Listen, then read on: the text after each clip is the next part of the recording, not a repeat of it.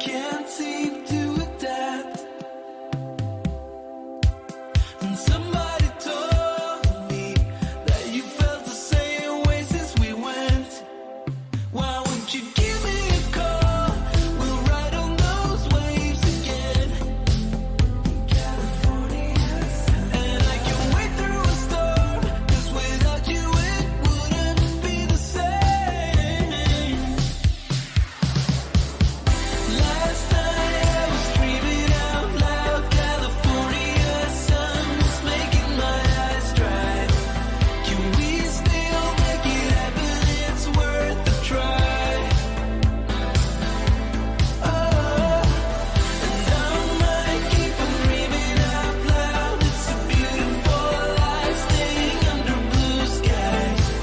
And next year in the winter, let's give it a try. I'll keep on dreaming out loud tonight.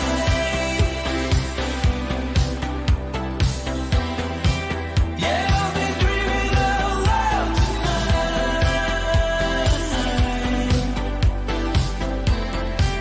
I'll keep on dreaming out loud tonight.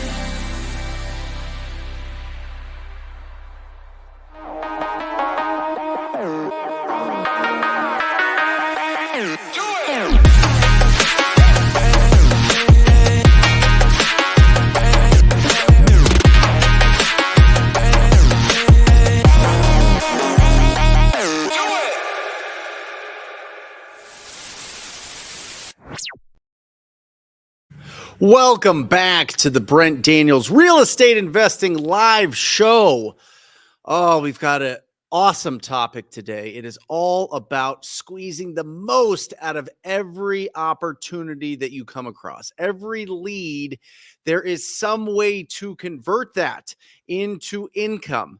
Now, remember this is fundamental and this is critical that we understand this, or we're going to waste a lot of time out there and have a lot of heartburn when we're speaking with property owners. A lead, very specifically, a lead is somebody that has made the decision that they're going to sell their property.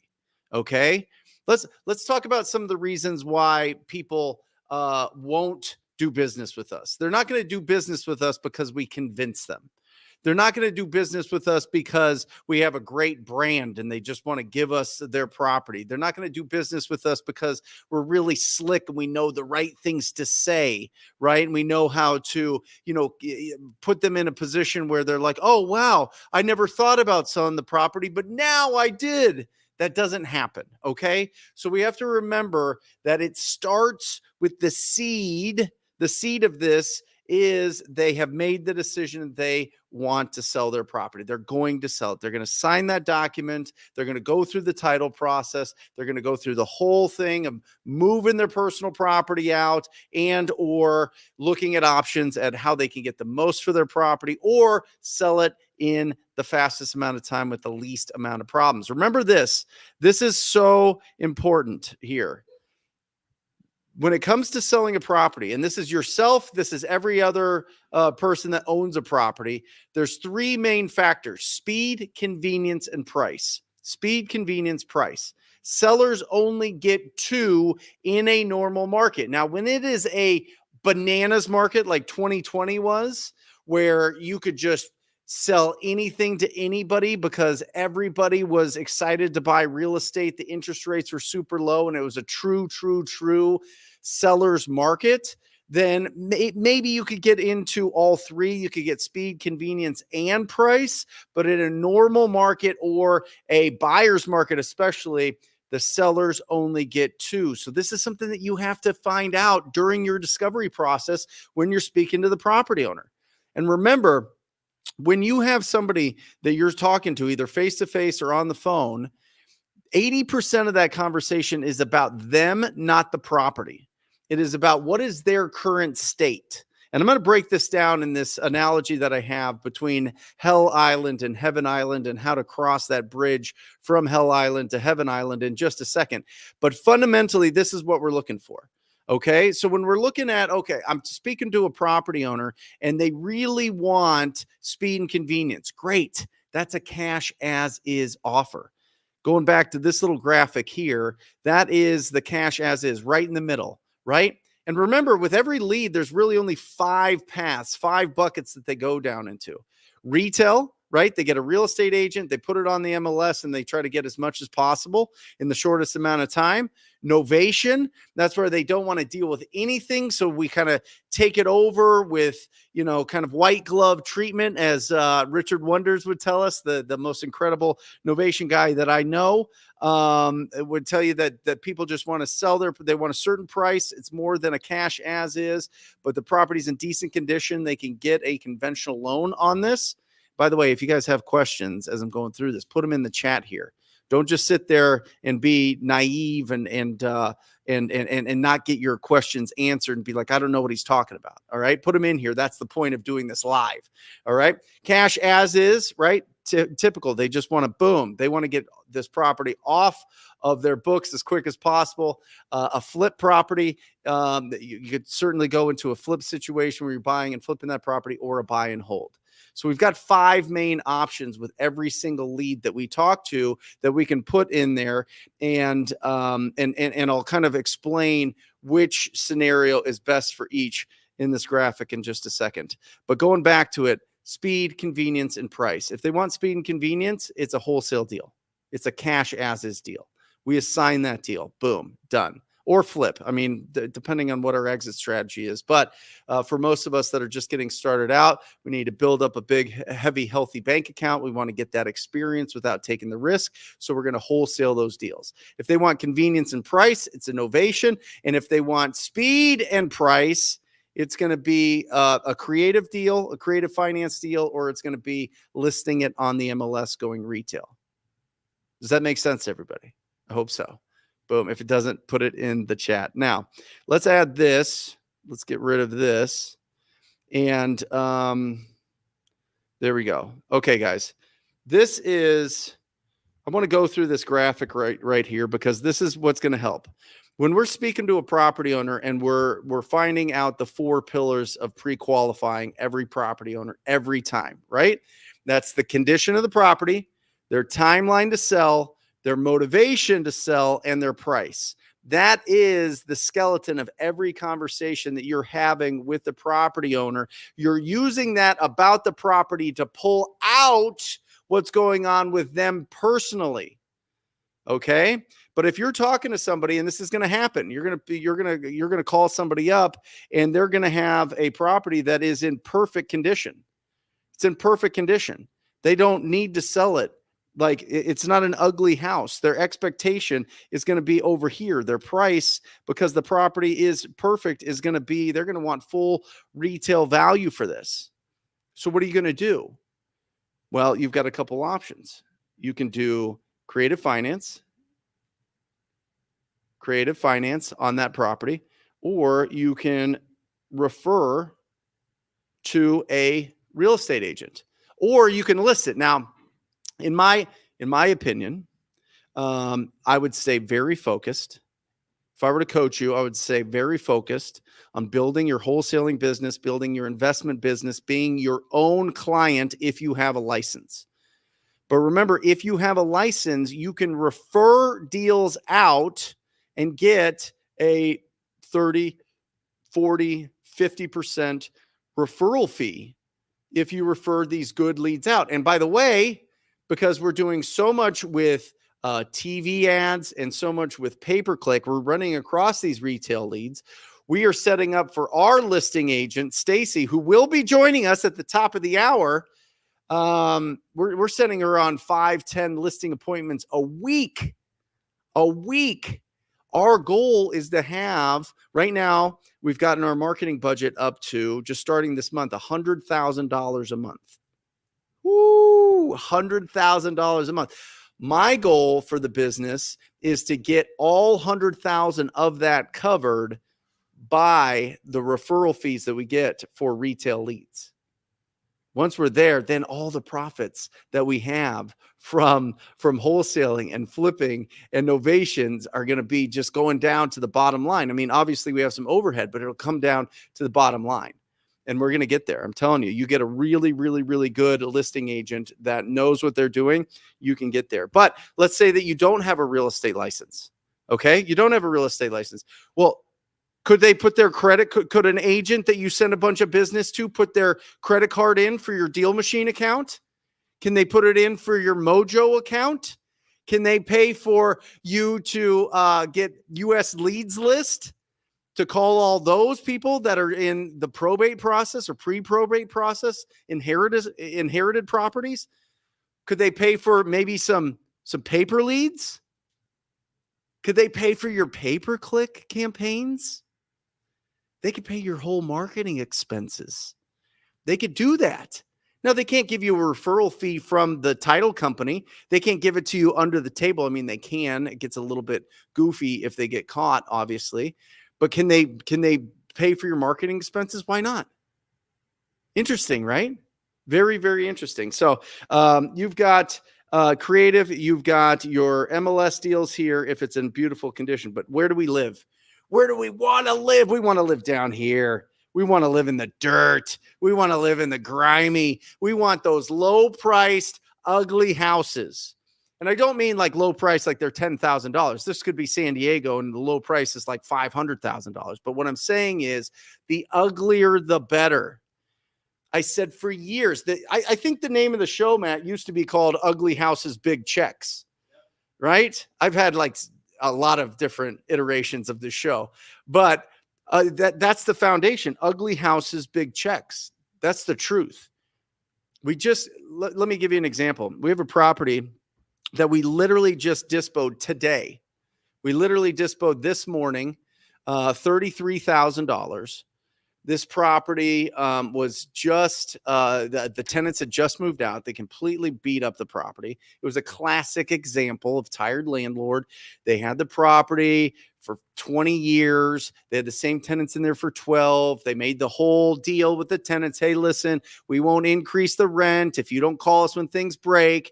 Well, when that happens, the property just gets destroyed over time, just wear and tear, right? It's going to just beat it up. And this property it needs complete gut job. Complete. I'm talking floors.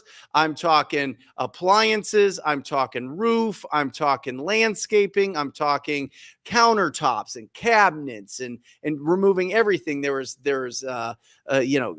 animal issues throughout the house, whether that be urine or poop or whatever it is. And all of that gets done, but $33,000 because it was an ugly house, right? They wanted to sell this as fast as possible. They knew they didn't want to fix it up. And they originally wanted $300,000. We got them down to $255,000, right? But that was because they wanted speed and convenience and because it was in really, really rough shape. And this is really the world that we live in as wholesalers, is these rough houses. The uglier the house, the better, right? But what happens if the house is ugly and they want this price right here? How do we convert this? Where does this live? Ugly houses that want a big price. That's creative finance. This again is creative finance. This is the bucket that goes in, right? I can give you your price, but it's going to have to be in payments. What if somebody, you look up on Zillow and the property's worth $250,000, right? And totally fixed up, it's worth $250,000 and they want $240,000 and it needs $70,000 worth of work. Can you give them $240,000? You sure can, because when we negotiate, remember this, there's 3 parts of negotiating: price, terms, and you. That's it. If they want the price, then they have to work on your terms. And that's where we get into this. That's where we get into the 5, 10, 50 rule. Okay? 5% down payment or less. That's where you want to live. Nothing down is perfect. Nothing down. They want that price. Fantastic. I can't give you anything down, but I can give you your price. This happens all the time, guys. If you guys see people negotiating live on some of these contests that they do, Closers Olympics, or just people that are calling up and negotiating with property owners live, and they end up getting that property, you can get any property if people are willing to take terms. Because if somebody wants 240 for a $250,000 house that needs fix up, but it needs $70,000 worth of fix up, you can give them 240,000 if you give them nothing down. 10 stands for 10-year balloon minimum, guys. 10-year balloon minimum, and 50%, you can give them 50% or less of current rents for the monthly payment.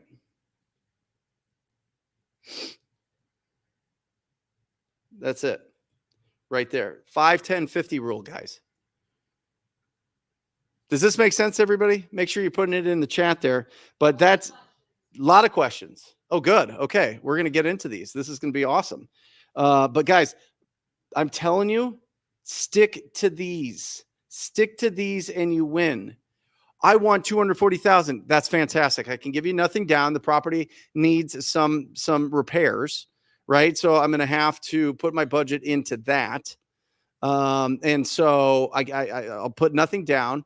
I can pay you for the next 10 years. And the payment that I can give you, you look up on whatever, Rentometer, Zillow, you look at it, it's $1,500. I can give you $500 a month for the next 10 years and then pay you all off in 10 years. Boom, right there. You've got that set up. Now you just converted somebody that had an ugly house and a high price. But who will do that? Guys, this happens every second minute of every second hour of every second day, Monday through Sunday, or Sunday through Sunday, whatever you want to call it. I don't know. We'll call it Monday through Sunday. Every time. It happens all the time. This is real estate investing. That's why this is so exciting. But nothing happens unless we're having conversations and making offers. Nothing happens unless we understand this right here. Understand the difference between Hell Island and Heaven Island. What that means is, what is their current state that they're going through? Okay. And by the way, the state means like, what is their situation?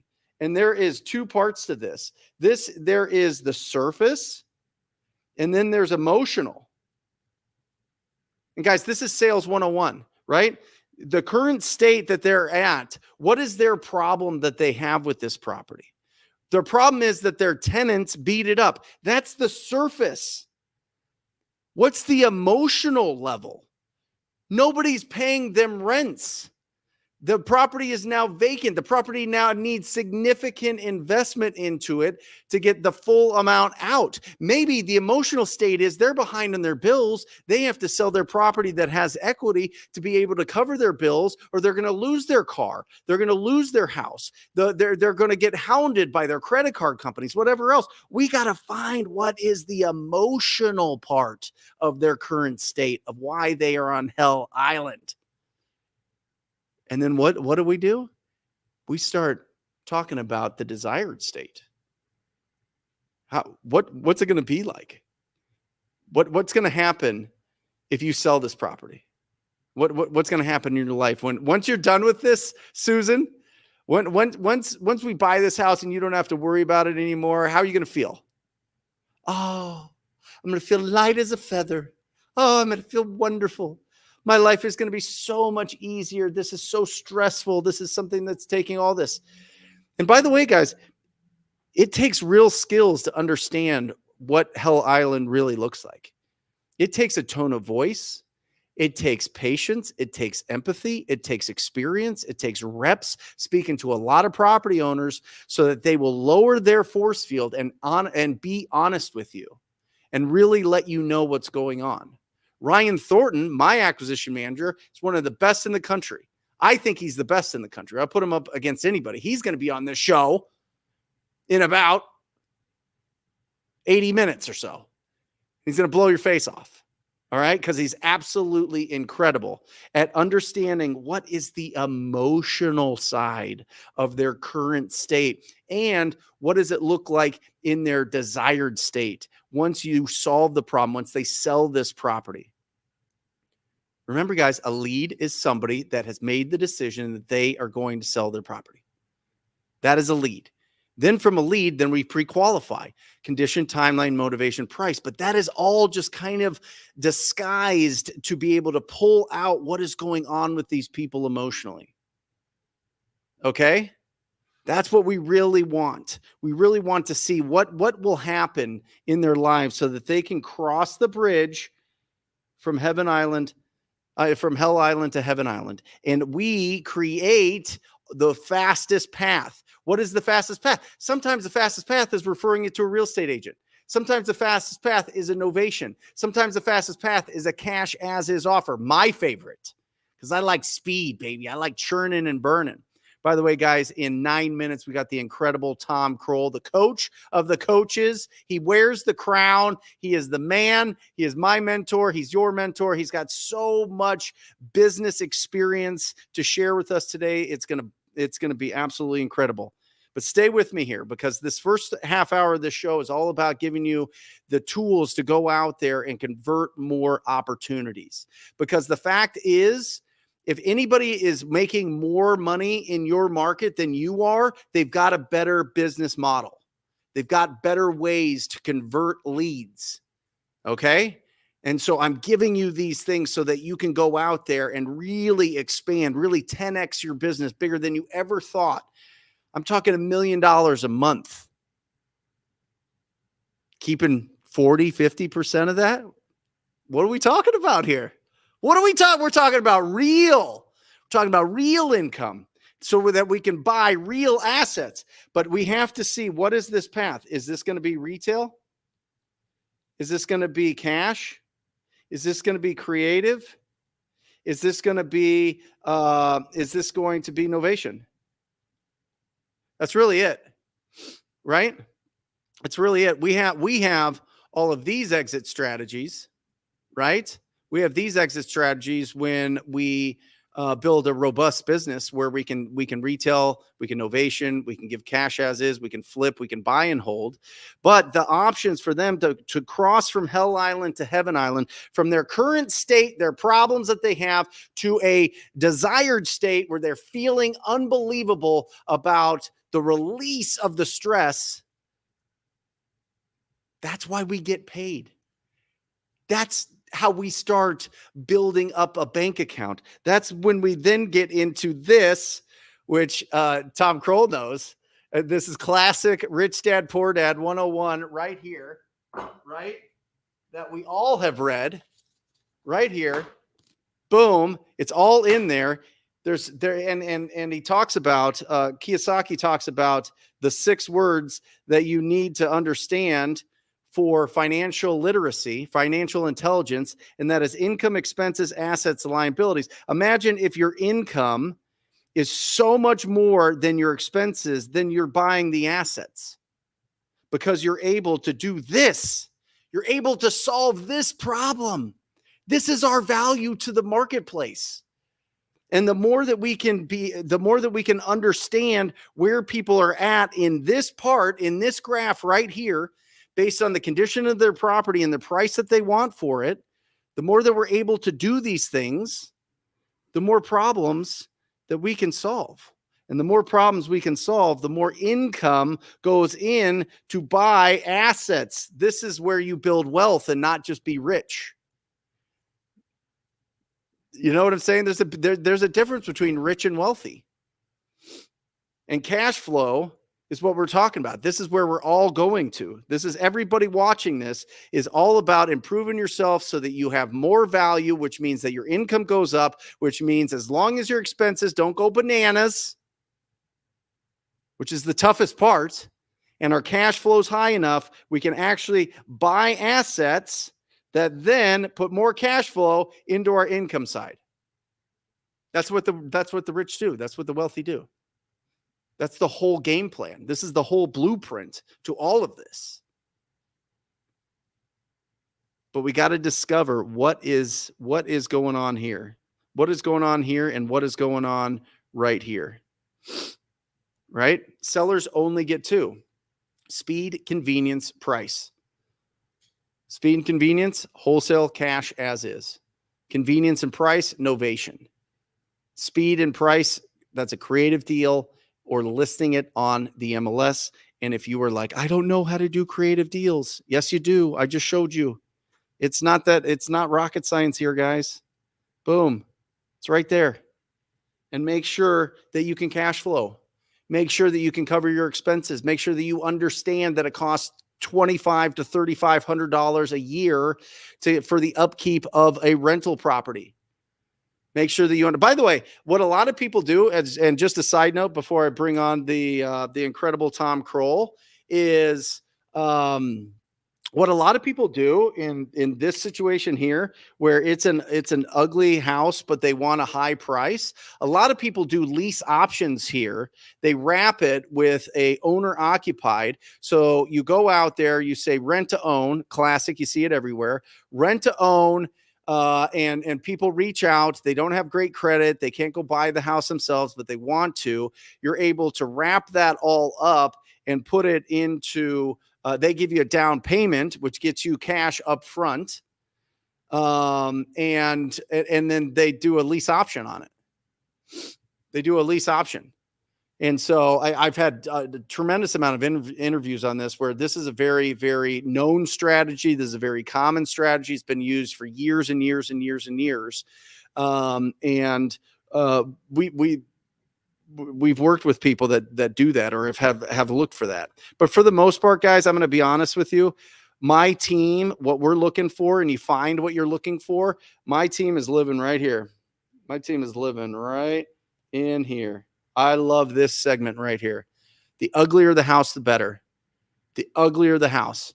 That's why we go out with Deal Machine. We go and get the Driving for Dollars list. That's why 80% of people that do their first deals, it's usually an ugly house that they sell to another investor. If we get that income coming in, and get that assignment fee income coming in, and boom, we're living in this space. And it is awesome. It is awesome. You could build a business where your whole where people are going out there and locking these deals up, and you're getting the net bottom line, being a real business owner and being able to put that into assets. Literally, this building that I'm in, the studio that I'm in, was paid for by ugly houses and big checks. Literally. I mean, that is this. Income came in. I bought the commercial building. Boom. There you go. So hope this all makes sense. You guys, you can squeeze so much out of every single opportunity. So just understand that if you have somebody that truly wants to sell their property, you have options. Okay. You're able to squeeze these out. Now, if you're just getting started and you don't really know the process, focus on ugly houses. Focus on the ugly houses. Don't worry about, if they want a ridiculous price and they're open to being the bank on it, great. You can connect with anybody on the chat here. There's so many people that are experienced with creative finance deals, and step through that. But for the most part, cash as is the gateway drug to all the rest. Cool. Awesome. Love you guys. Whew. Feeling good. Feeling real good. It's a great day. It's a great day. We're cooking. Guys, it's my pleasure. Bring on Tom Croll. Tom. Bam! Come on. Let me hear that bell. Brother. Are you just getting better and better looking and more fit on every one of these episodes? What is happening here? I'm just telling you, man. I found the Fountain of Youth, and I'm drinking it up. I'm drinking it. It's actually in my Stanley right now. Fountain of Youth. Yeah. Well, you look good. I'm watching your presentation. I'm totally inspired. I love watching you before I get on because I learned something or I'm reminded of something. This was from my buddy Robert, right? He drew it in the book for me. I love this this 5, 10, 50. This is the freedom framework. Yep. This is the freedom framework. And I love what you said about, the guys. I mean, it's so simple. Whoever has the most outrageous every single person on this live, as soon as it's over, should go out and ask some stranger for something out. You've got to build that muscle of asking for outrageous things. No one has ever built anything great without awkward conversations. And I am telling you, like, you're 100% right. Every minute of every day, these deals are getting done. By who? Right? It's the guy who's asking the most girls out on a date. That's who's going to get the date, right? Like, I mean, I love it. This is so, And a lot of times we're held back. We don't want to have that conversation because of two good points you brought up. Either we don't really know how, we don't know the details. Guys, that's why the title company, the title company, they have like a pencil and eyeglasses and they do all this like weird paperwork. They'll take care of all that stuff. Just get the basic parameters of a deal. Can't give you top price, but I can give you all cash right now. I can give you a down payment, whatever it is. Let the title. What do we do next? I don't know. Let's go to the title company. Great, easy peasy lemon squeezy. And by the way, guys, Tom's book is going to be coming out hopefully soon. It'll be absolutely incredible. I don't know how many copies are still left, guys. This is the greatest wholesaling book that's ever been written. By Tom Croll. It's absolutely incredible. I actually did a whole podcast series breaking down this. But let me ask you this, because I put this little sticky note in here. Okay. There's a chapter 2 that's called Be to Have. Yeah. What does that mean, Tom? Have. This is, go ahead. Yeah. No, it just the little one little extra point. It says, day by day, what you do is who you become. The most important thing that I learned, right, when I was struggling and, we hit rock, so many investors have this rock bottom story. I have it, my origin story. Everybody has it, right? And mine was Julie crying whether or not to pay groceries or pay the mortgage. I think what happens is you have this shift where you just change what you believe is true, and you just stop believing all these lies about who you are and what you're capable of. When you build up you collect all this evidence all day, right, about who you are and what's true and what's not true about you.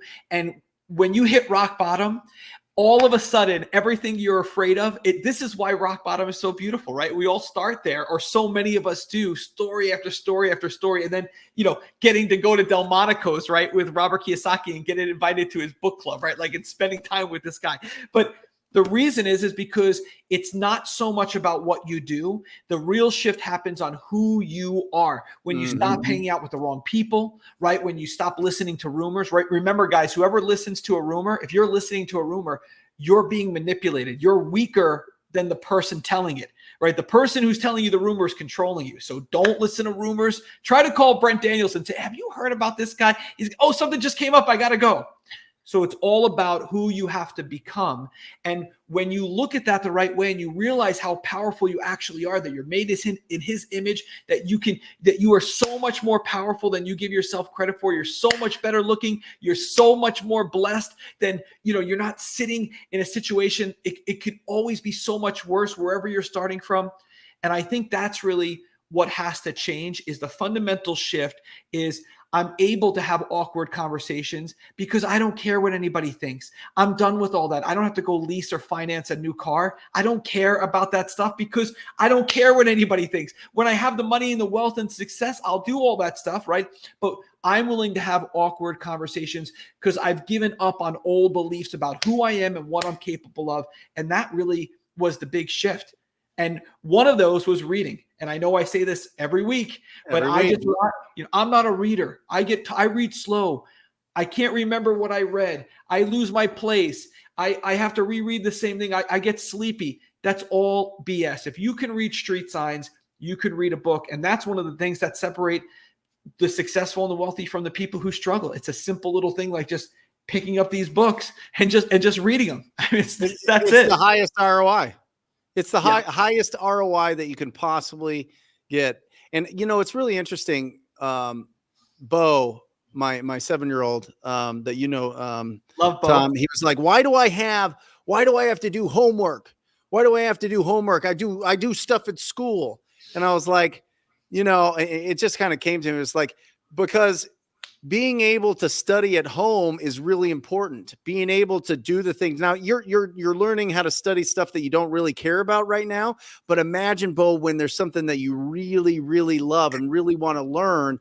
This is a skill that you're learning right now by doing homework. I just kind of, Right. flipped the script on it. I don't know if that's Yeah. true. And I don't think that that's in our education system for that, but it was just kind of that thought is truly, I mean, Tom, I'll be honest with you. In high school, I could memorize stuff enough to get really good grades. I copied 90% of homework from the smart people in the class, honestly, just because I was able to be the friendly, jovial guy that people are like, yeah, whatever, here you go type of thing. Right. I didn't, there was nothing in college, the exact same, you know what I mean? It wasn't until I really got into personal development, the Think and Grow Riches, the Rich Dad Poor Dads, the what's his name, the big tall guy. Oh my gosh, Tony Robbins. Yeah. All of these things that I really all of a sudden that flame just went right up, and then all of a sudden it gives you more confidence, and then you learn, okay, this is the path that I need to go down. And I don't know a single entrepreneur that doesn't do some sort of education at home, do some sort of studying at home, whether it's YouTube, podcasts, books, whatever it is so critical. Yeah. So I mean, critical. there's a reason every home over 20 million has a library, right? I mean, I'm sure every single person, all of say that again, Tom. That should be the name of a book.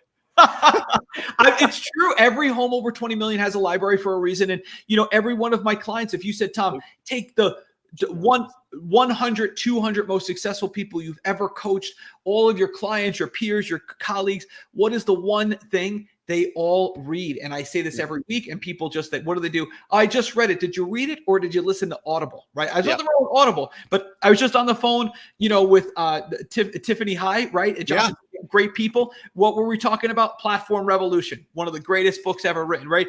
This book right here, all these direct mail pieces, where do they come from?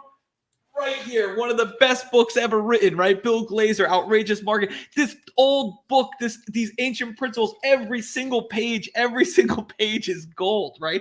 These are the secrets. So Tom, give us some of that distilled down, because you've got your 88 principles. There's 88 rules, principles to live by. Let me give you one right now. One of the rules, right? One of the rules is don't listen to rumors, by the way. That's rule number 22. But I'm going to say this, listening to rumors is a real game changer, because you try to call someone who has a net worth over, let's just say, even 10 million, they'll hang up on you. Oh, something came up, I got to go.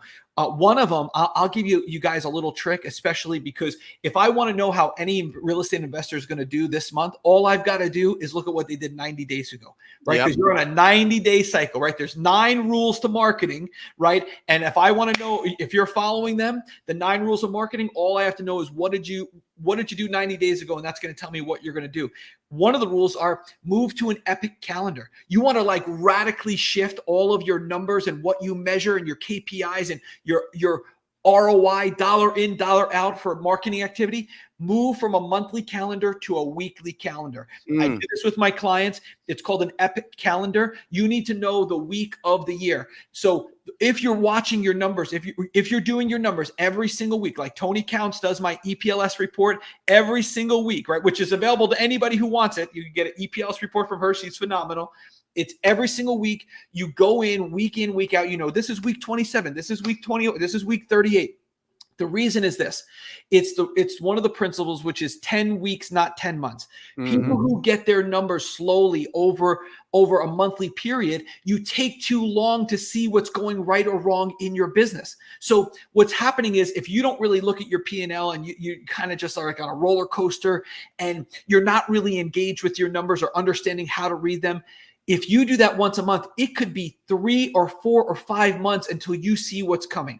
If you move to an epic calendar every single week instead of all your reports are weekly, you will see stuff coming. You become prophetic. You become clairvoyant. You're like, oh, this line is way off. Why are these 2 lines starting to merge? And guys, if I can do it, and I got a 990 on my SAT, if I can read these easy reports, right? The EPLS report is easy peasy lemon squeezy, right? That's why my comptroller does that. But if I can do it, anybody can do it. move to an epic calendar, know the week of the year, and do everything by the week of the year. And your whole business will shift nearly overnight, because there's no more death by 1,000 needles, right? This 2, 3, 4 months out to find a problem. Now you know in a few weeks, and it's easy. How do we, when we're just getting started out, Tom, what should be the main focus of our efforts in a weekly schedule? Revenue in first position. This is rule number 1 of the 88 principles for a reason. Revenue, here's your day. The way you love your family, right, is you are now going to move into a season of hustle. Daniel Lapin talks about this. All of the great men and women of consequence who have come before us. This is how you love your family, is by using your talents to love God's other children. What that means is you take care of your clients, of your deals, of your real estate deals, of your sellers. That's how you are spending time with your family, is by prioritizing this. Everybody talks about balance, balance, balance. There's no balance. There is no balance. If you try balance, you're going to fail every time. There is only harmony, right? So what you want to do is everything goes in seasons. Jim Rohn teaches us this. Daniel Lapin teaches us this. All the great men teach us this. Ryan Holiday, Tony Robbins, Jim Rohn, Robert Shelf, Nightingale. They all tell us the same exact ancient principles, right? So if you are in a place where your net worth is too low, you are going to move into a season of grit and hustle and prioritizing your deals over everything else except for God, because this is your time now to focus on revenue, to build a foundation. What that means specifically is this, right? You get this hourglass right here. You do the 50, 10, 50, right? You turn it over 50 minutes. And what you do is you shut your door, you put it on your calendar. Dad or mom, we're at work. Right? Unless it's an emergency, there's no emergency. This is what we're going to do. The first part of your day is either collecting money from people who owe you money, making the sale instead of pushing off some far away make-believe a callback date when you think you're ready to sell your house garbage, right? You bring all of those forward, right? Because you need to produce revenue now. Right. So there's no make-believe callback dates. And then you do all of the activities that generate the ability to close. Your first part of your day is revenue, revenue, revenue. If you get a hot lead, don't go calling your brother and sister and mommy about the hot lead and the opportunity and the potential and how great it is. And I'm going to make $1 million and this really works. Go right back to the next, either close that deal and get right back. Sometimes success can be a deterrent more than failure. Sometimes that one deal, we see people, that's why I always say all the time. Yeah. So don't let that happen. You have to prioritize this, because this is your way of loving your family. You have to prioritize it, because that's how putting revenue in first position is the key. When I find people who are struggling and they say, oh, well, what happened here? What are they doing? They're talking about how great the opportunity is. They're picking a domain name to match a website name. They're designing a logo. Yeah. Logo, God forbid. And all kidding aside, God forbid, because that is so arrogant. It is so pointed in. You're not, all entrepreneurs are pointed out to what the market loves. You know who's pointed in all day? Amateurs, people who are failing. Do what you love and you'll never work a day in your life. Exactly right. You do what you love, and you're not going to be working. I can tell you right now. Listen, and that's an interesting thing. It's like, Tom, do what you love and you'll never, it doesn't matter what you love. It matters what value you provide. Like, you're always going to have customers that are going to have issues. There's always going to be stuff that comes up. Where do you fit into the market? That's the most important thing. And I'm just saying, if you want to be a real estate entrepreneur, you read this book, you go here, you do these things. And then all of a sudden you're out there and you're having a tough time because people are rejecting you. People are saying they don't want to sell their property. People telling you that you're just a shark and you're one of those dirty investors and all these other things. And you can't get past that. You're going to have a huge problem. You're going to have a huge problem. But if you know internally the value that you're providing every single day and looking for the people that you can actually serve versus the people that'll really never do business with you, that's when you start really going, right? You do what the market loves, and in that good work, you will find things that you love. That's it. how it works. That's it. And how do we know this? From Stephen Pressfield, because we read his books called Turning Pro or the War of Art. All the answers are right in front of you. There's no such thing as a lack of motivation. There is only the wanting of one thing more than another. If you're not there, it's because you don't want it bad enough. I mean, that it's really, it's very simple. This stuff is I look at your journey, Tom. Could you imagine you get fired from your landscaping job? That, by the way, it was your landscaping business that you sold. That's they right. kept you on and they fired you anyway. Yep. Right. Yeah. You have this conversation with Julie. Imagine if right then and there, you're like, you know what? I'm going to just be a coach for coaches.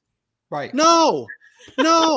You had to start by going into you did 100 deals in your first year or 18 months or something like that, wholesaling to learn those skills. And that doesn't mean that you're going to be a wholesaler forever. It was just that step in your journey to go. And it's like mine with being a real estate agent or, trying to help people get into rental properties and getting little checks just to pay the bills and then bidding at foreclosure auctions. All these other things led me down this path to now have the wholesaling company, to now have this platform to be able to speak true about what really works. But that doesn't happen. Like, I didn't want to go into these houses that were totally destroyed. I didn't want to go there watching some gal smoke the longest cigarettes I've ever seen back to back to back to back on a 3-hour appointment where she's telling me her whole entire life story. But you settle into it. You understand that this is part of the process. You have a big vision for your life, but you live in the dirt for a bit. You live in the grind. You go in that hustle season and you embrace it because everybody has to go through it. This is the most important thing on this whole live is right at this moment, because this is a systemic problem right now that is made worse from the internet, which is personal experience. The next time you have a coach or a mentor or a consultant who gives you advice, let me just tell you, you guys can do what you want for your household, but let me tell you how it's going to work in my household, right? You don't have personal experience. You're not getting anywhere near my kids teaching them anything. This is a problem that is to such a degree. And what these coaches will do, or these people, and Robert calls them fake teachers, right? Here's what they'll do, right? Or brokers, right? A broker ever says, hey, let me help you invest, ask them for their returns for the last 3 years. And you're doing better than they are. So the number one thing to do is when a coach or a mentor says, well, I don't need personal experience because, this coach taught this athlete to win this championship and they never played this game themselves. Sports has nothing to do with this. Nope. If Michael Jordan was 4'7", we wouldn't know his name, right? It's a totally different venue. Why would you choose someone who doesn't have personal experience to guide you to? The only reason I'm successful is because every single man who grabbed my hand and said, hey, come with me, had already got, here's who we take feedback from, 5 people. Love you, pay you, you pay, regulate your industry, or already where you want to be. You have to think more of yourself. Say it again, Tom. Say it real quick. Say it again. This is critical. Will somebody write it in the chat? Either Alejandro or somebody else. Go ahead. Love you. Pay you. You pay. Regulate your industry, or already where you want to be. They're not on that list. You just politely walk away and don't be a people pleaser and listen to them anyway, because I'm going to tell you right now, they're trying to spend time with people without them rubbing off on you or without them influencing you. That is exactly like trying to go swimming without getting wet. It's impossible. People pleasers are liars. So if you're a people pleaser, stop that right now. You're not going to go anywhere as an entrepreneur if you're a people pleaser. I'm going to tell you right now. So just knock that stuff off. Think more highly of yourself and of your family, and get out of those situations and reduce the number of people influencing you, and only listen to the people who have personal experience. Otherwise, no. Let other people do what they want to do. If you want to use a sports analogy, fine, but that's not for you. I'm only talking to like whoever is listening, that one person. If I can just help you, just think more highly of have more self-respect for who you are. They don't have personal experience. Cut them out. That's it. Tom, you're the best. Bam! Absolutely the best. When is your book going to be out? brother, this publisher, I'm pushing, I'm printing Facebook posts that are the chapters that are getting excluded from this. I don't know what the heck is going on. Publishing is Crazy. no joke, brother. Guys, if you're not following Tom, I mean, he puts out 2, 3, 4 unbelievable posts every single day that you read it and you're like, oh my gosh, this is, I mean, it just hits that part of your brain that instantly makes sense. It not only does it make sense, you're like, why didn't I think of this? You know what I mean? Why didn't I think this way before? It changes your whole perception of what it means to be a business person. So definitely follow Tom. He's at coachinginc.com. Do you post everything there too, or is it just on your Facebook? Coaching Inc. Is that on Instagram? I don't think. I don't. Yeah, know. just go. Tom Croll, Kroll, not 2 L's, and definitely follow Tom. Tom, you're the best. I love you, brother. Enjoy the day. Love you, bud. Tell Awesome. everybody I said hello. I will. Awesome. Tom Croll, everybody. Guys, put in the chat if you like when Tom comes on the show. Would love to get some feedback. Participate, guys. The more that we participate and be involved in these weekly shows, the more connections that you can make, the more money you're going to make. I'm just telling you, people have made an absolute fortune sharing deals in the chat, supporting each other, getting accountability buddies in the chat, and so make sure that you do that. That's why we do these shows live. I think that honestly, my perspective, this is just a little bit, but YouTube channels for the most part in our industry are just kind of clickbaity to get subscribers and views on some stuff, and everybody kind of just regurgitates what everybody else is doing. And I want to be able to interact and see what's going on so that this is the most valuable real estate channel that you go to. That's my goal. I'm working on it every day. We're getting a little bit better every week, and invite you to join us every time that we go live and participate, because we'd love to hear from you. We'd love to celebrate your successes, love to answer your questions. We've got a bunch in here that we'll get to. But before we do, let's just jump into real quick a couple of the tools that I had talked about before, guys. Let me do the window here, share, and that's going to be, guys, Deal Machine. Deal Machine has just absolutely done a fantastic job. It's the #1 tool that real estate investors are using that are really serious about their business. You get 10,000 free skip traces. They've done an unbelievable job of making it a CRM as well, and be able to pull all the lists, the foreclosures, the probates, the tired landlords, the owners that have a bunch of equity or tired, or the owners that have owned their property for a long time. So definitely check out dealmachine.com. You get a free trial with the TTP code. Check that out. US lead list, guys. This is #1. Let me reset this. This is the #1 list that we use in the Rhino Tribe to get the biggest, deepest discounts.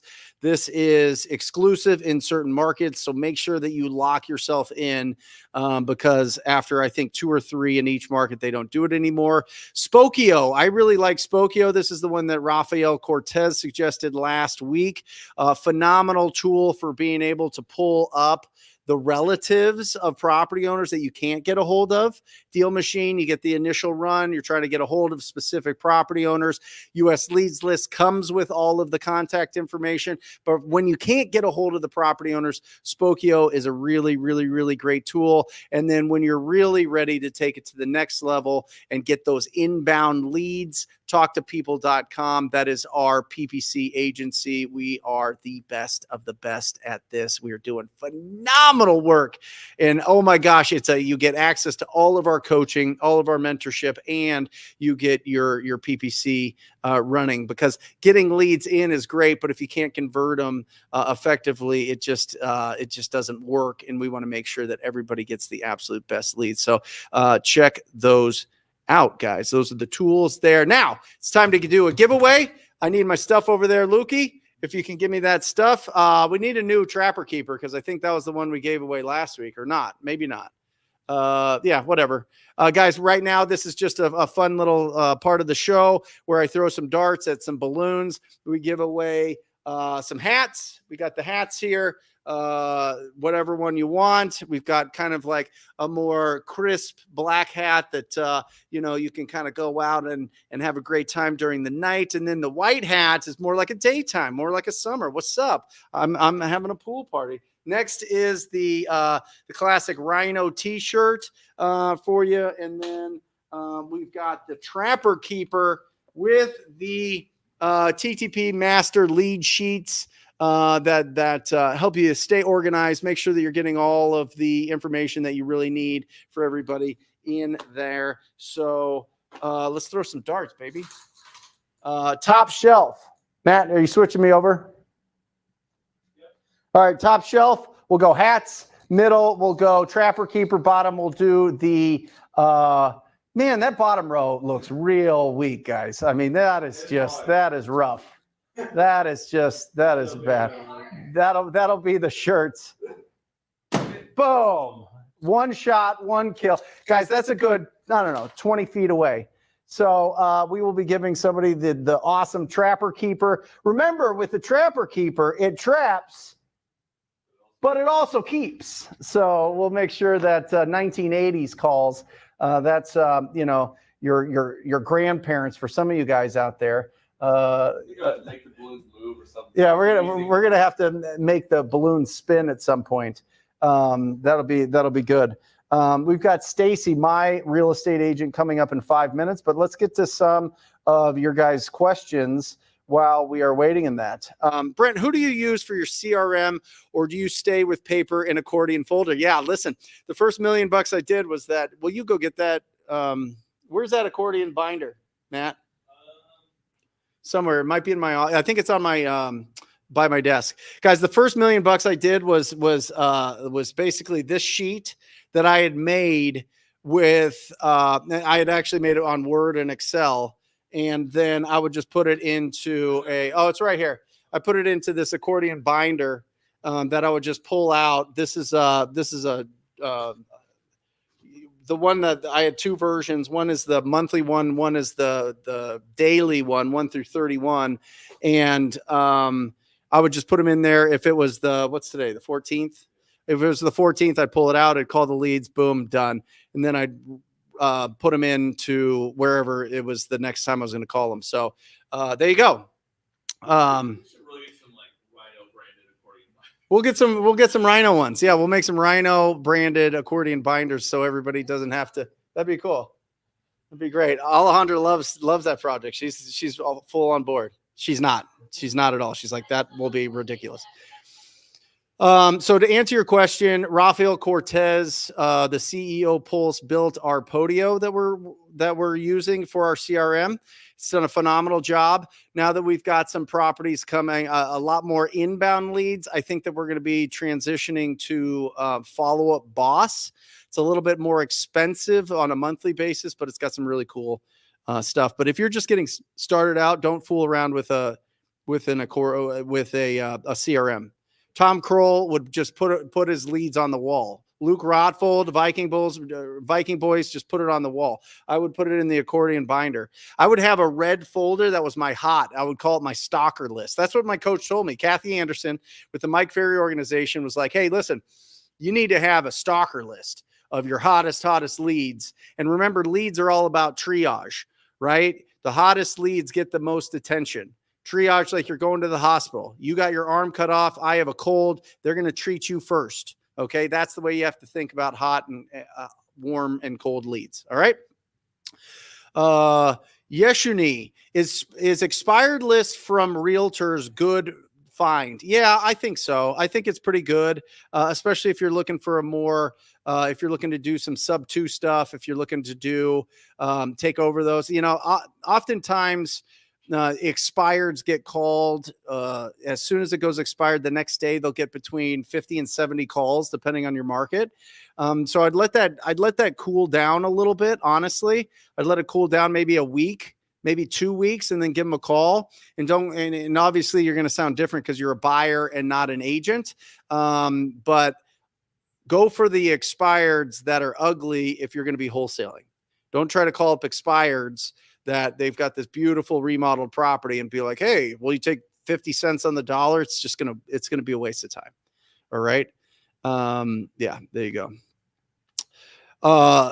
Epic changes. Hey, Brent, you own a Joe Homebuyer franchise. Do you buy deals? Yes and yes. Yeah, I own the Phoenix, a Phoenix franchise here, the Joe Homebuyer. Boom. There you go. Great guys out of Utah, Cody Hoffine, Mark Stubler. Both have been on the show, and phenomenal. It's a phenomenal brand, in my opinion, and they do a great job with training and systems and all that. And of course, I buy deals. That's what we do. I love deals. So bring it. Dustin, do you go for quantity over quality? Not anymore. So there is a transition. Can we, you know what? I'll do it right here. I'll do it right here. Do we have that transit? I don't know if we have a graphic of that. Do we, the inbound versus outbound? I don't think so. So guys, step one, hold on. Why is this thing not? This thing's frozen up, Matt. Oh, it's not letting me write on it.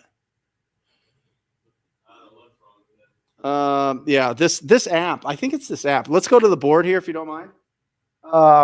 Right here, and then we're going to bring in Stacy Granger. She's awesome. You'll love her. Number 1 here, 2, 3, 4. Do first deal. Okay? Do your first deal. And usually this is going to be from Outbound. Outbound. Most of the time, we don't have a huge budget for marketing. If you don't have $2,000 a month to put towards marketing, then you need to do Outbound. This for inbound. Inbound is direct mail. This is PPL, which is pay per lead. There's some great companies that do that. This is PPC, right? That's pay per click. That's the top of the pyramid. That's intent based. That's awesome. TV, radio, all those things, right? That's all inbound. Billboards, all that stuff is inbound. But for the most part, it's going to be outbound. You're going to stay here until you can get consistency and go full time. Full time is when you replace your income from your job. You walk into your boss's office again, and you say, thank you for the opportunity. My own business is now at the point where I can go full time. Best of luck with the business, but I'm making some different priority changes, right? So now you go full time as a real estate entrepreneur. Awesome. This is where everybody gets trapped. This is where 80% fail, because right here we're called a self-employed, right? This is self-employed right here. If we're not out there taking action, going on appointments, talking to people all the time, we don't get paid. But right here is still outbound. Outbound. This is going to be calls, texts, and door knocking. Can you guys read vertically? I feel this is getting bananas. Well, listen, I got technology, Matt, that doesn't work. You're screwing me up here. But this is where everybody falls back, because then they start doing inbound. They don't have the with all of these here. They don't have all the systems in place. Things slip through the cracks. You start hiring people, your income drops, your net drops, and then all of a sudden you got to let go of everybody, and now you go back here. 80% of wholesalers, flippers, real estate agents, whatever, this is what happens, because they don't have the systems in place and the budget in place to be able to get the inbound closed, right? And then here is when you're truly you're just out of the business completely, and you're at that 30,000 foot view. And you're more working on the business, not in the business. You're making sure that all of your systems and all of your budget is here. And that's where I'm at now. So when you talk about quality and quantity, when you're living in this space here, it's all about quantity. The more people you talk to, the more business that you're going to find. And typically, when it comes to inbound versus outbound, it's 1 in 70 leads per deal. Okay, this is Outbound. And this is 1 in 15 leads per deal. But what I will tell you is, and Stacy will speak to this, if she was having to go on 70 appointments that weren't quality, we're just sending them out there. There were just people that may want to sell, maybe not. She'd get burnt out. There wouldn't be a lot of success and it wouldn't work. But if you can get it to the point where you've got a lot less leads and they're higher quality, they do want to sell, they're inbound. They have literally said, hey, listen, I want to sell my house. The likelihood, the success ratio is much, much, much higher. All right? Boom. With that, I'd like to bring onto the stage Stacy Granger, my real estate agent on my team. Come on in, Stacy. How are you? Good. How are you? Awesome. You're going to be right here. Fun. You're going to be right here, Okay. fist away from the microphone. All right. So we got a bunch of leads coming in from PPC right now. We just started TV. When the leads come in and they're beautiful, what happens? Easy conversations. Okay. You send me on appointments and it's easy conversations. For me, because my background was in this, talking about the cash option versus the listing option has This been is really critical, easy guys. for me. It's like options. Don't fall asleep here. I Yeah. understand that Stacy is technically a realtor. All right. Don't just fall off here because this is really critical. Multiple hats. But you can go in with a cash option as well. Yes. Yes. So I actually do present the cash offer. Right. And then when the numbers obviously don't pan out for them, Mhm. then we start talking about other options. Yeah. So, and the main one, obviously for me, listing. Yeah. And so how much we can get from that, the percentages they're losing from that versus cash, how long it takes on market, all Yep. of that. And a lot of times, like in yesterday on that one, Did we lock that up yet? We locked that up. We locked that We up? locked it up. Nice. So that one thought she wanted to list for max value Right. and then called me yesterday after going through the process of trying to get everything out of that house and was like, okay, explain to me this cash offer again. Right. And I was like, sure. Yeah. And within 3 hours, we had it locked up. Because I mean, it goes back to, I was showing this here. Let me get into, Matt, I'm locked out of this thing. I'm on StreamYard. I can't click anything. Can you? Yeah. I don't know what's happening here because I want to show the graphic here for. That pencil died, by the way. What? Yeah, it was 100% earlier. You saw it. It says it's dead. Anyway, let's talk about the difference between. So we're talking about speed, convenience, and price. Yes. Right. Yep. And the sellers only get 2. Yes. And when they want the price and the speed, we got to put it on the market. Yes. But it's inconvenient. Yep. Because they got to do showings, they got yeah. inspections, Get they it got to show wait. ready is the biggest thing for a lot of these. And keeping Yeah. it ready. Yep. Yep. And so are you having those discussions with people when they go, hey, we want a cash offer? You go out and you're like, hey, listen, this is the cash offer, but this is to get your price. These are the things you need to do. These are the conveniences. Right. Yeah. That we're allowing you. Like you get to walk away. You take what you want and you leave the rest. Yeah, but how do you Oh. talk to the inconveniences of showings and getting it ready? Getting and having it Well, ready. Yeah. I mean, many of these houses, I mean, they're not even, they've thought about selling, but they haven't really gone through the process of knowing how to get ready for selling. Right. So yeah, I mean, there's stuff everywhere in these houses. So it's like if we're 30 days out from them even having it ready to go. Yeah. So, and I think the longer they sit there and think about the process of it Yep. and not start it, Right. almost works in the cash favor. Right. Because yeah, after a while they're like, well, I don't want to deal with any of it. Right. Now I just want, Because they let's literally revisit. reached out to us because they want a cash something offer. quick. You're right. Most of these that I go on want something quick. Is there any sellers that you talk to that don't want to sell their property quick? You know Like what I mean? two out of maybe the 60 people you've sent me so far. Yeah. This is what I showed here. Yeah. Right. So speed, Mhm. convenience, and price. Speed, convenience is wholesale. The speed and the price is going to be listing on the MLS. Yes. Yep. By the way, guys, real quick, I just want to give you a Is that little right? bit of background here. Stacey, what were we doing in 2012 Oh, yeah, I every was thinking morning? about this morning. Every morning, what were we doing? We were door knocking the entire city of Central Phoenix. I was trying to think where we started, 15th Ave or Yep. 19th Ave. Yep. We worked all the way through Central Phoenix, Arcadia, Biltmore, South Scottsdale. I think almost Shaberhood. Uh-huh. I think we've almost done every neighborhood zip code through there. We would just go door and knocked knock on every comped door. Houses. Were you scared to do it when you started? Oh yeah. I mean, who isn't scared to like door knock? Right. But the fear just kind of goes away. I mean, after you hear so many no's or get so many doors slammed in your face or go away, you're just like, oh, whatever. We'll just keep moving. Do you think that door knocking helps when you're on the phone? In what sense? In like a prospecting sense, if you were to cold call somebody versus, door knock them, do you have a preference either way? Which one do you think is more uncomfortable?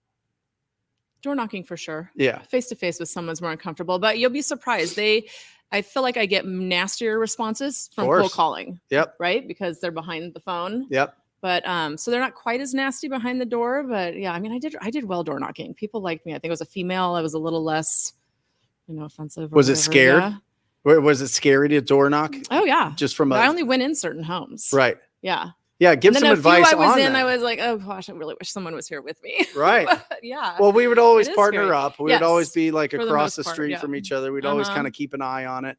But I mean, we knocked 15,000 doors at least. Oh yeah, our map was, we filled in the entire, Central Phoenix, Arcadia, Biltmore, South Scottsdale. I learned so much from that. So much. I mean, that The was city, like training day. like the back of my hand. Yeah. Zip codes and it's Awesome. probably why we can. Let me ask you this. So if a wholesaler was bringing you listings all the time and they didn't have a license, so you couldn't give referral fees. Okay. What do you think about paying for their dialer or paying for marketing fees? Absolutely.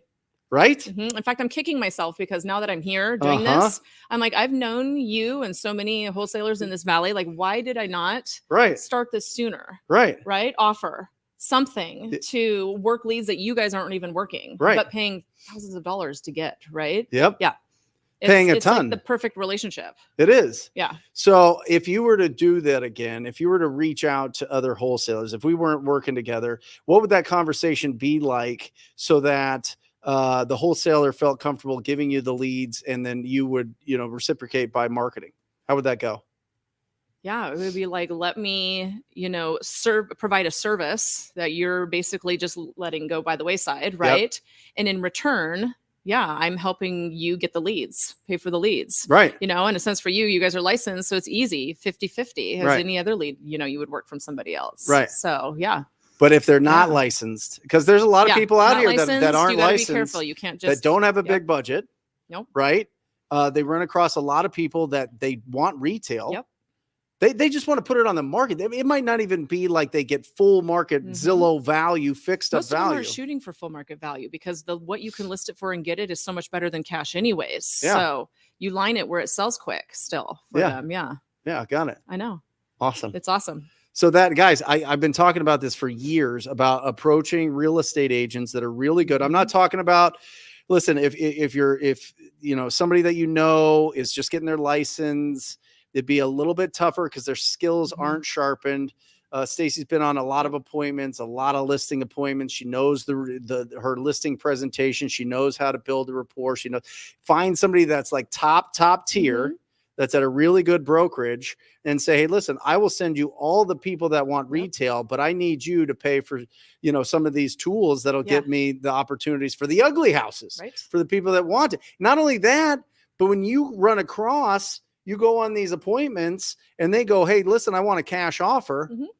Well, yeah, now that's you're where my writing it for background us. comes into play. Right. Yeah, and it felt good to do that yesterday. I haven't done a quick one like that in a while. That was awesome. Yeah. Talk to me about that. So what did she want initially? Initially, we're pushing 400 to list. Right. Yeah, it's a big Sun City house. Right. And they had put a lot of, decent work into it. Yeah. It just was packed full of stuff. And how much did we get it for? 265. What? 265? 265. Not 365. No, 265. 260. They wanted 400. She wanted to list at first for 400. And you got down at 265 cash. Yeah, 265. What are we talking about? What are we talking about? Yeah, she decided that she had had enough and her brother was going to come pick her up and they were off to Florida and she wanted out. Awesome. Yeah. Awesome. Absolutely incredible. Yeah, it was fun. That's the advantage of having an agent that understands how to give the cash offers. And I remember, I think you slacked Jeremy, our disposition manager, while you were there. I did. So this was one of them I didn't have a cash number going into. Right. So when I went back to look at it, I had to pull let me get with the team real quick for a couple hours and I'll get right back to you with a cash number. And Awesome. Yeah. Stacy, you're the best. It's fun. Thanks for being on Super here. fun. Thank you. Go get some more deals. I'm on my way. 1 o'clock. All right, Give guys. it up for Bye. Stacy. Thank you. Absolutely incredible. We'll bring her on some more and get some great results. That is awesome. Guys, I'm telling you, I'm going to give you all the ways to make this business so much more fun and so much easier. And you don't have to put so much pressure on yourself from a financial side. You just got to take massive imperfect action every single day, guys. In 15 minutes, we're going to have Ryan Thorton, my acquisition manager, the best of the best, zoom in here. He's going to come in virtually and give us a breakdown of everything that's going on out there, how to sharpen your skills. So right now, if you have any objections that are being thrown at you, put them in the chat. Put them in the chat because we're going to get them answered by Ryan. I want to have all your guys' questions in there so that he can just answer them, boom, boom, boom, for 15 minutes. And then we'll wrap up this show and be done. It's going to be awesome. All right. But we've got some more questions here. Okay. Here we go. Show. Well, what? I got it. Brent, is Novations for newbies? No, do not do it if you're new. Don't. Go to novationsjv.com.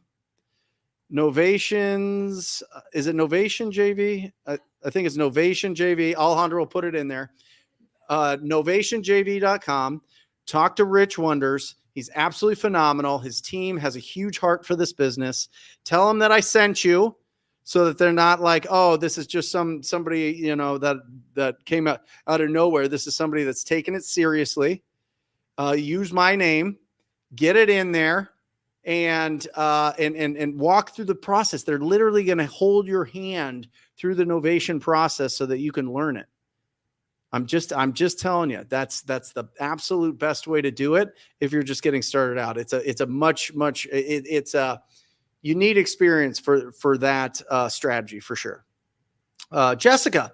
Awesome. Jessica, you've been phenomenal. I've seen you in the chat. Thank you so much for participating and being loud and bringing so much love and energy to it. So I don't have a license, but I do have an LLC in real estate. Is that okay? Yes. And I think the original question there was, do I need to have a real estate license to do this, guys? So I'm going to do a show on all the different, I'm going to have a chart for all the different states that have current regulations, the ones that you require a license or they require disclosure, or you can't assign deals at all. There's a couple states like that. Not all of them, but there's a couple states. And I think eventually at some point it might be all the states, but it'll be a long time in my opinion. So strike while the iron's hot in the markets that don't require a license and allow assignments, or just change up your strategy in the markets that do. There's always opportunity when there are regulations. There's more opportunity in my opinion in the states that have regulations because it keeps a lot of people out. That's for a different show. But yeah, you don't need to have a real estate license for this business. Right. In most states, you don't have to have one here in Arizona. You have to disclose, but that we disclose anyway. I mean, you should be disclosing anyway. Tracy, my question is there you go. Here we go. Do you need your license to do creative financing on a deal that Brent was just no. You're a buyer. When you're a buyer, when it's like a buy and hold thing. Now, if you assign it in some states, you do, but and if there's questions on assignment is just a document that is somebody takes over your place in a purchase agreement. That's essentially what wholesaling is. Somebody takes over your place. And actually, in this 20-year anniversary edition of Rich Dad Poor Dad, he talks about a 12-plex he made 50 grand on back in the 90s for an investor that took over his place in the contract. That's all it is. You find the deal. Somebody wants to take your place in the contract. They pay you a fee. Average fee is $15,000 nationwide. Our average fee for our company is $24,000 and some change. In the heyday, 2021 was $42,000. That was awesome. But that was when hedge funds were buying everything, and it was just ridiculous. So the buyers really determined that. So no, you don't need a license to buy your own real estate.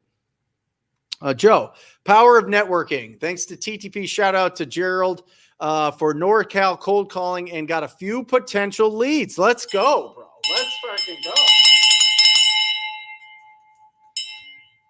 A lead is somebody that has made the decision they're going to sell their property. A lead is somebody that's made the decision they're going to sell the property. A lead is not somebody that is nice to you. I mean, they could be nice to you, obviously, but it doesn't mean that every nice person is a lead. And they talk to you and they kind of drag you along. That is not a lead. They've made the decision. Okay. Matt, there's also a question about the rehab budget. If you could put that slide in as well, that'd be awesome. Before we get there, this is something that I went over last week, and I think that this is really important to remember here, guys. And I'll show you how to pull the inventory real quick here on realtor.com, because it is critical for getting the most out of all of your deals. Let me share this. So if there's more than 2 months of inventory, it's 70% minus repairs equals the wholesale price. Then you minus what you want to make is your max allowable offer. All right. It is not the communist leader of China, Mao. It is max allowable offer. Okay. That's what MAO stands for. Okay. If there's less than 2 months of inventory, it's 80% minus repairs. And if there's less than 1 month of inventory, it's 90% minus repairs. Equals your wholesale price minus the fee that you want is your max allowable offer. So let's get into repair costs. Here's your repair, fix and flip repair calculator. These are, and by the way, that top line is square footage. If it's under 1,500 square feet, if it's an easy remodel, it's 20,000. If it needs some work, it's 35,000. And wow, this is bad is 50,000. Now, what I'll tell you is this. If you want, and by the way, there's charts. If you guys are listening to this on the podcast, please jump over to the Brent Daniels YouTube channel and just check out this on the show so that you can get the graphic and just take a screenshot and have this forever. But if you're just listening to this or just wanting to make broad strokes, $35 a square foot for properties under 500,000 is pretty typical. Above 500,000, $50 a square foot. If it needs like a full renovation, right? It needs the floors, it needs the cabinets, it needs the countertops, it needs whatever, fixtures, appliances, everything, right? Now, look at the bottom here. Any major item, add another $10,000. New air conditioning unit, new boiler, new pool equipment, new roof, new electrical system, new plumbing system, new major sewer line, whatever it is, just assume 10,000. If it's foundation issues and it's major foundation issues, I would probably put 20,000. I wouldn't probably, that's what I would do. I want to be specific here. So $20,000 for those. Okay. So look at that. That's the fix and flip repair calculator. Really easy to use. But if you just want to use $35 and $50 a square foot, that'll serve you really well and help you out with those numbers. Okay. Now let me show you how to find inventory real quick. Let me share the screen. Let me get to Realtor, share. Boom. Am I in there? Is it sharing? Okay, good. Right here in Realtor, guys, you just put in, so this is Indian Harbor, Florida, which is hilarious. I don't know why that's the default, but we'll go there. And there's 85 homes. Okay. Now what you want to do here is you see that. Oh, here we go. Let me go to listing status. For some reason, this is already locked in. If you go to listing status, so we look at this, there's 96 homes in Harbor Beach, Florida. 96 homes. It's right here in the top left, right under this here. I don't know if you can see. There you go. And if you go to listing status and you go hide pending. So first of all, this is what I want you to do. Write down 96. So 96, boom. You got 96. And then you go and you hide the pending and contingent. This will show you how many properties are under contract. Now there's 85 homes active. So you subtract from 96 and 85, 96 minus 85 is 11. Okay. That's 11. Now, what I want you to do is put 85 on top here. We'll do it over here. Matt, switch me over. If anybody wonders why I asked Matt to switch me over sometime, he's got like a bazillion things he's doing back in the what do you call that? The booth.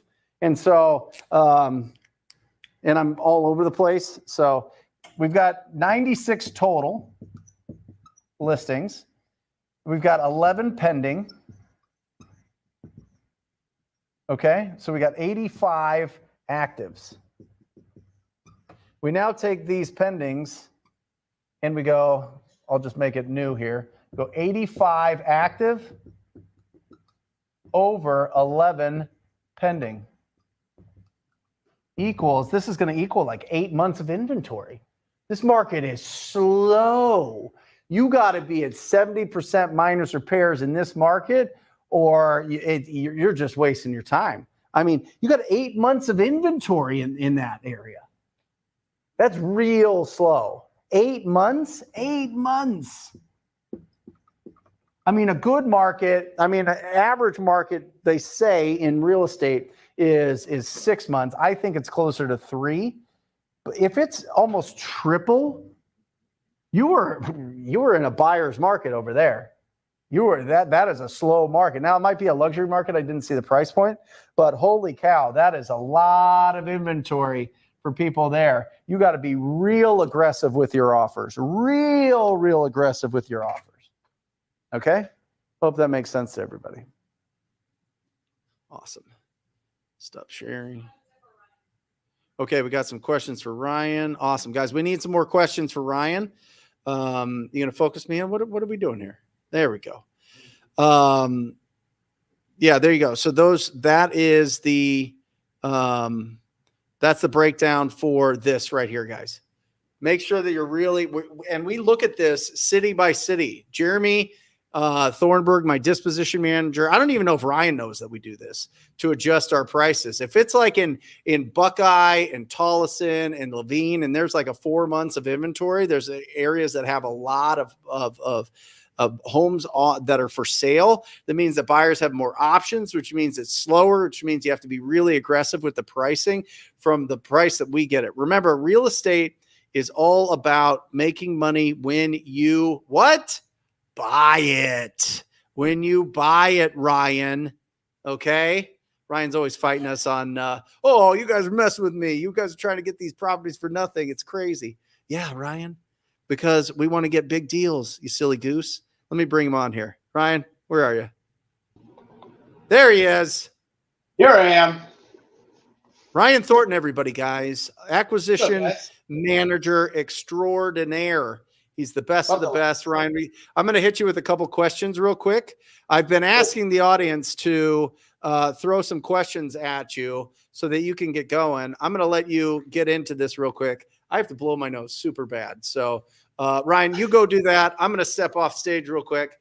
This mic's not on, right? Go ahead, Ryan. Answer this. Hang on. I'm kind of there we go. All right. From Ralph. If a seller has a price in cash, comps range willing to sign before walkthrough, lock it up and renegotiate, or wait before making offers. If a seller is willing to sign with me while I am talking to them right then and there, whether it's on the phone, a physical appointment, I am locking it up. Now, I will set expectations. If their price point is beyond what I am comfortable pushing towards, and for us in this market, I'll typically go about 15 to 20,000 over what Jeremy is comfortable with. And so I'll push those numbers, but depending on your market, the numbers will kind of fluctuate on what you feel comfortable pushing with. But I will certainly be like, listen, hey, I can work up to that number. I would feel more comfortable here, but I think we can try to figure it out. And then when we end up going through the motions of the agreement, I start bringing in the inspection, and I impromptu bring up what the inspection period means. And I'll say it essentially like this, like, listen, a lot of people are concerned about the inspection period because they're afraid we're going to go in and start nickel and diming things, 500 here and 600 here for baseboards and whatnot. But the real main reason we go in there is because we want to find, or try not to find, big surprises, $10,000, $15,000 surprises, plumbing issues, electrical issues, dead bodies under the floorboard. That's why we go in there to do that. And so barring, something extreme that limits us or keeps us that confidence level up, I think we can make this happen. But Ralph, in the grand scheme, if somebody is willing to sign with you right there on the phone, you do the best you can to get to the lowest you can, and you lock it up. Yeah, Because speed. if you don't, and Brent says this all the time kills all deals. Somebody's going to call them. Somebody's going to lock them up, and that appointment that maybe you had scheduled yesterday or tomorrow is not going to happen. Yeah, you want to get as much of a commitment out of them as possible. Listen, we're going to commit to you. You commit to us. I'm going to send you the agreement to approve, and we'll move forward. And I'll get into the property when it's available or whatever. But if we can lock it up over the phone, we're going to lock it up over the phone. Now, Ryan is the master at face-to-face, and without a doubt, guys, this is not even a question. This is a fact. You will get deeper discounts if you can meet people face-to-face. It's not even close. Would you agree, Ryan? Absolutely. Why? And I would even, and I say this on my acquisition calls, a lot of you guys are doing virtual, which is great, but I will do everything I can if I cannot meet them face-to-face to get on a FaceTime or set up a Zoom call so I can actually be a person to them, and that rapport that you could potentially build in a physical appointment, but unable to because you're virtual, it starts to connect a little bit more. So if you can, and you are virtual, hey, would you mind, I love, kind of putting a face to the name. It's kind of how I do business. Can I set up a Zoom call so we can kind of just do this in a little more personal manner? Yeah. And Ryan, something interesting that you do is you don't want to be talking about price over the phone. Right. No. And they're throwing prices at you. So when somebody throws a ridiculous price at you, it's literally Zillow, and you know that this property is destroyed. What goes through your head during those moments? Well, I think people, they are just as afraid of leaving money on the table as we are. And so they will high anchor, right? And so that's why when numbers are talked about, it doesn't concern me. I'll go on appointments if they're looking for $100,000 over Zillow, because the things that I really focus on is the motivation, why they're selling, what the pain is, the distress, and the timeline. If those two things are strong to me, they can tell me whatever number they want. I'm going to go on the appointment. I'm going to try to lock up the deal right then and there. Yeah, and you've been on hundreds, if not over 1,000 appointments. You have a sense of the quality of that appointment. And this is something that you and I talk about a lot is, well, am I going to get, am I just going on every appointment that they want me to, or am I going to go on the ones that actually want to sell? So when in your mind, what's the biggest, if you're looking at condition, timeline, motivation, price, what's the biggest factor that you're looking or listening for to determine if they're actually going to go, you're going to go on that appointment, you're going to get that thing locked up? Motivation and timeline. So expand on that. So if somebody if someone contacts us or you contact them and you're talking to them about what would prompt them to sell their house, what would motivate them to accept a cash offer, and they start saying, oh, well, I've been thinking about it, I've been kicking it around, it's not a big deal, I own it outright, all of these things, I'm looking at that and seeing that there's no motivation. I'll dig a little deeper, but that's what I want to focus on. Now, if I call them, they call us and they say, hey, what's an offer on my house? Like, hey, absolutely, I'd love to get you an offer. What's prompted you to start looking? Oh, well, I'm behind on my payments, or it's a rental and the tenants have not paid. They've torn up the place. Like that in itself is motivation, right? And that gives me that glow of, okay, let's dig into this and see what else I can find and look into that timeline. And if that timeline is short and I can start solving problems, I'm going to do it. Now, even if they say, well, I looked at Zillow and Zillow says whatever that number is. I go, hey, I understand that. Are you flexible on that price? Oh, yeah, okay, whatever. But that motivation, that timeline is what's going to really kind of kick me into gear and go, this is something I can work with. Awesome. Question here by Jab. Seller wants to speak with the lawyer after sending him the purchase agreement. What are the likelihood that the lawyer will blabbermouth my agreement? Blabbermouth, meaning like like torpedo it, like beat it up, like try to, earn their keep, so to speak. So one of the main questions I ask when I am determining whether or not somebody is ready to sign with me right then and there is, hey, is there anything that would be keeping you from putting pen to paper with me if we agree to terms that make sense? Okay. Oh, well, just out of habit, I have to have my attorney look at the paperwork. And I go, all right. Is there something that is concerning as far as the process goes that maybe you've experienced in the past? And let them talk. And you're really trying to just dissect all these things and let them realize that this retainer or this $300 or $400 that they're going to be paying their lawyer in order to look over this paperwork, I wanted them to question that. Now, at the end of the day, if they say, you know what, nope, it's a friend or whatever it is, he always looks at my paperwork, whatever. I go, all right, listen, it's per policy. I can absolutely send you an idea I can send you what our agreement looks like. But we don't put anything to pen to paper until I know you're ready to go. Now, I can get on the phone with you and your attorney, and I can answer any questions that he might have. But I want to make sure that at least you and I are on the same page as far as what you're comfortable with. And if you want to, pay your attorney to take a look at this, and that's fine with me.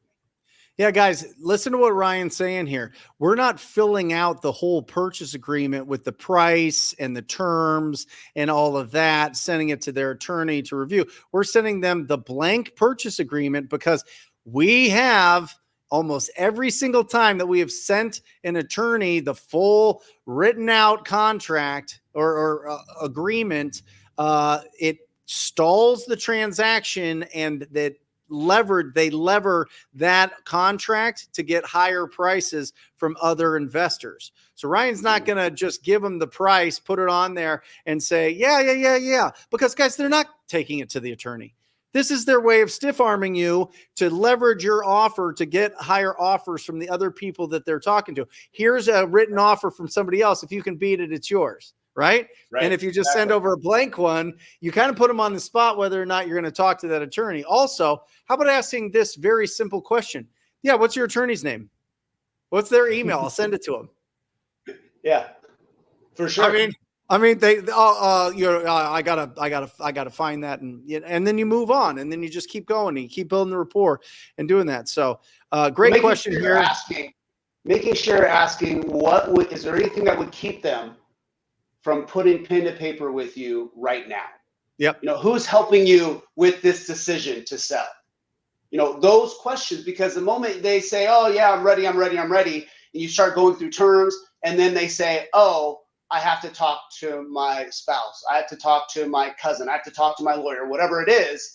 And then it's another objection you have to overcome. So asking that question ahead of time to figure out the timeline of whether or not they're ready now is going to help you with the negotiation going forward.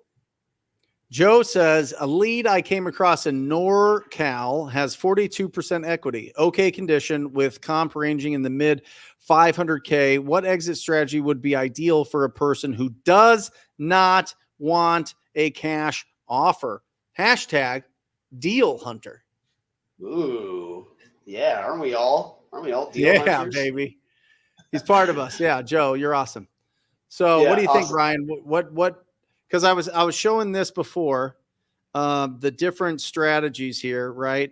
The sellers only get two. If they want speed and convenience, it's a cash offer, wholesale. If they want convenience and price, it's Novation. If they want speed and price, it's creative or listing on the MLS. So what, if somebody's like, no, I don't, first of all, I don't know any seller that doesn't want a cash offer.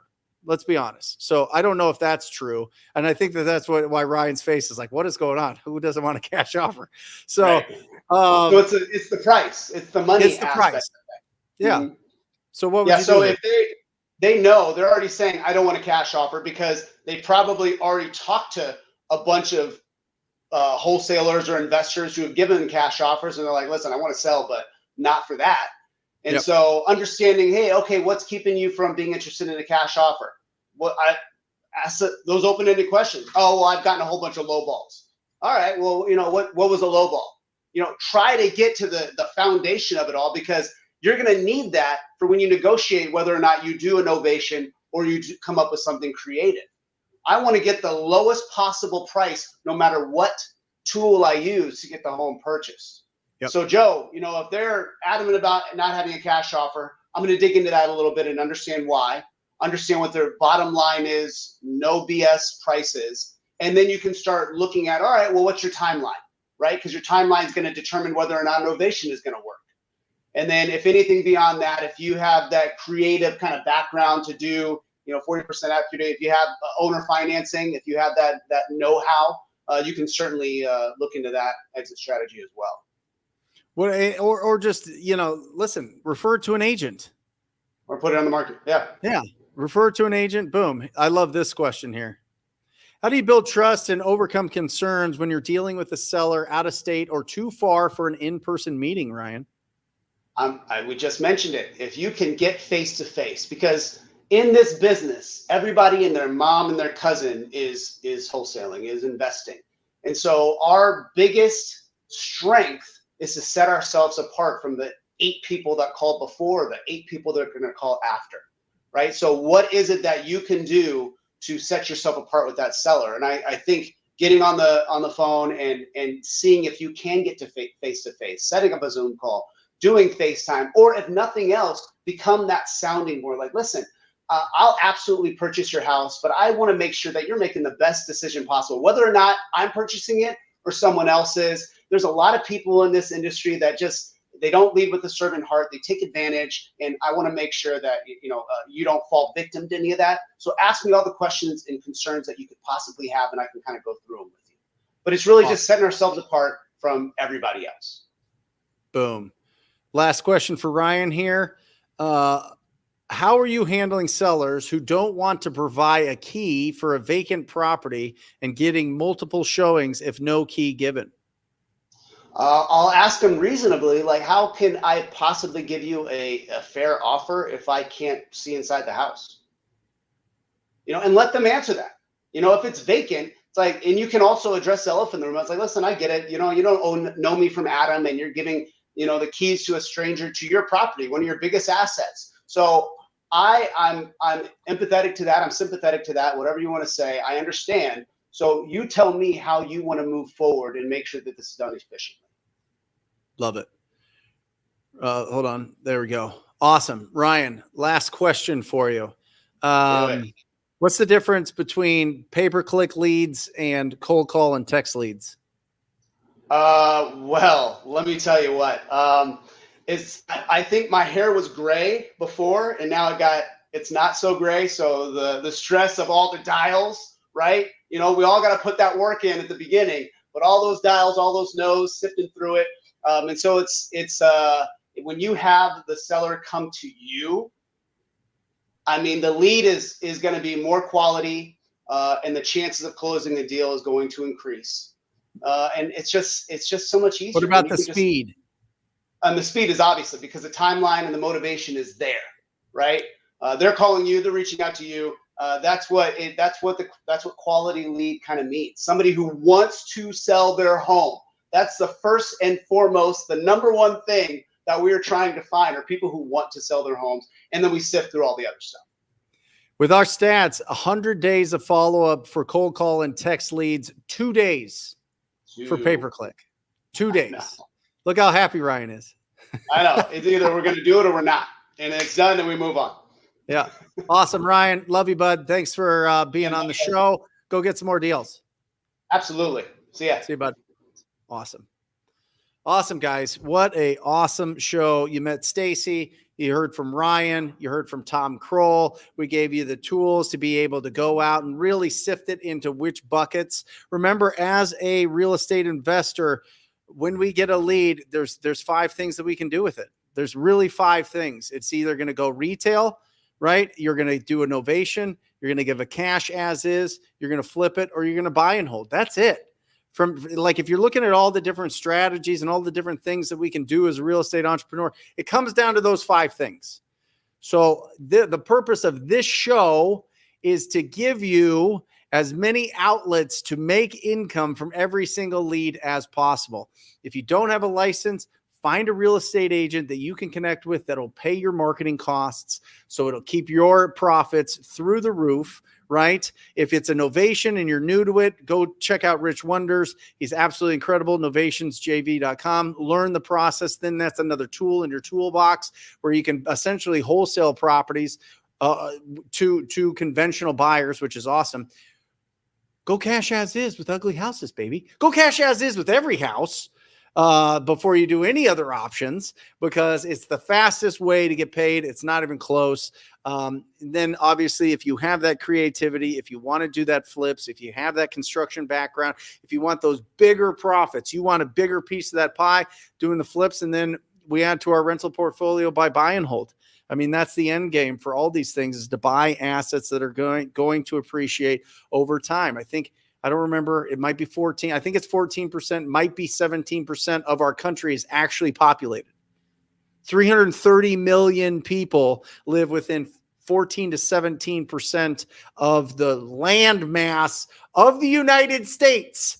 That's where there's economy. That's where there's utilities. That's where there's infrastructure. So when you own a piece of this, especially in areas where the economy is rising because the businesses are investing in the areas, you're going to make a tremendous amount of wealth. You're going to make a tremendous amount of money. You're going to be in the great spot. So remember, owning real estate is so incredibly powerful. And the gateway drug to that is the ugly houses, big checks. 2 words that should be burned into your head every single day is conversations and offers. How many conversations can I have with ugly properties, with owners of ugly properties? You can't speak to the properties themselves, so that'd be a lot easier.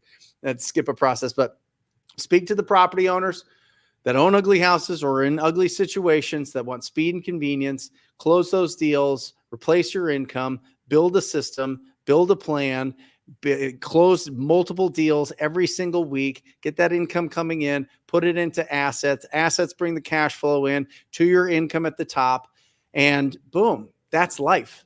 And I'm telling you guys, like, not to like scare you at the end of this, but if you don't understand how expensive life gets as you get older, and I'm not just talking like 30s, 40s and all that, as your parents start getting super old and maybe they haven't planned for the future, and now they're on your payroll, essentially, that you have to, help them out with whatever else, with living conditions, or with bills for medical, or with everything else, or kids, or whatever else, situations that pop up in life all the time. We need to do this for our family. We need to do this for our people. We need to do this for the people that we love and care about, because if not, then we're going to rely on somebody else to do it for us. And a lot of people don't have that. And then things get real ugly. So let's be that shining light. Let's be that beacon. Let's be that solid foundation that our family and our group has, our tribe has, whatever that may be. And go out and do something special. It's going to be hard. You're going to get rejected. You're going to go through tough times. You're going to go and have negative emotions. It's the hardest thing ever to be an entrepreneur. It's going to be the biggest challenge you've ever had, mentally, emotionally, sometimes physically, but the reward is so incredible. So take massive imperfect action. Go out every single day and have conversations, make offers with property owners. And if you want to be a part of the most successful, proactive tribe in real estate investing, wholesalinginc.com, wholesalinginc.com. Apply to join the Rhino tribe. It'll be the best decision that you ever make. And by the way, Ryan, who you just saw, does weekly support calls, gives his phone number out to the students to help with these situations. I give my phone number out to help with these situations. Nobody does this. Nobody does this. Our purpose is to make sure that people are successful in real estate. That's our mission.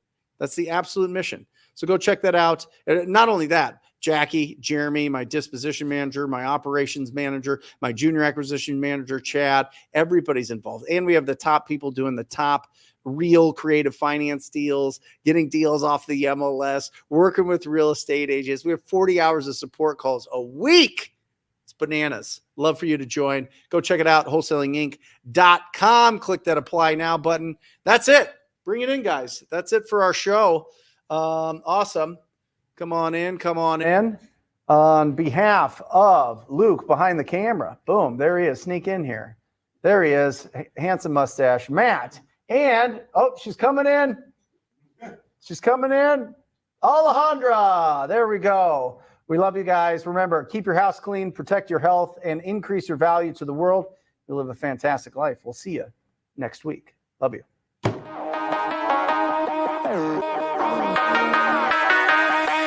Do it.